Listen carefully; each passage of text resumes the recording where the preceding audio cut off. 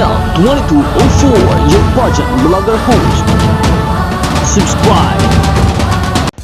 Good day, pageant lovers. Today is all about style, confidence, and preparation as our Miss Universe Philippines 2026 delegates take on the day in stunning looks from Mags.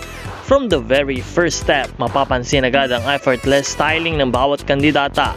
Suot nila ang Mags collection na talaga nagpapakita ng strong silhouettes at elegant movement. Bawat lakad, bawat ikot, ramdam mo ang kanilang presence. Hindi lang ito simpleng fashion moment, ito ay pagpapakita ng kanilang personalidad, confidence at pagiging handa sa mas malaking entablado. Habang suot ang kanilang mga outfits ay makikita rin ang puspusang paghahanda ng mga kandidata sa kanilang pasarela training. Dito, mas hinahasa ang kanilang pagrampa, ang tamang tindig at kumpiyansa sa bawat hakbang, at ang koneksyon sa lahat ng audience.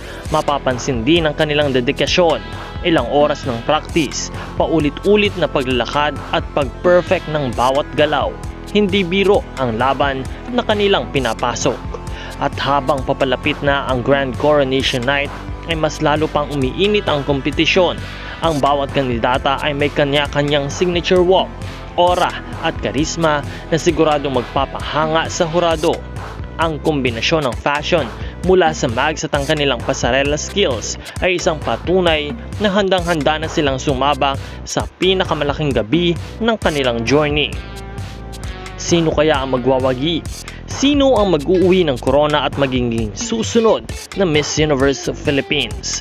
Abangan ang kanilang mga pasabog, ang kanilang performances at ang ultimate crowning moment na tiyak na magbibigay ng inspirasyon sa lahat.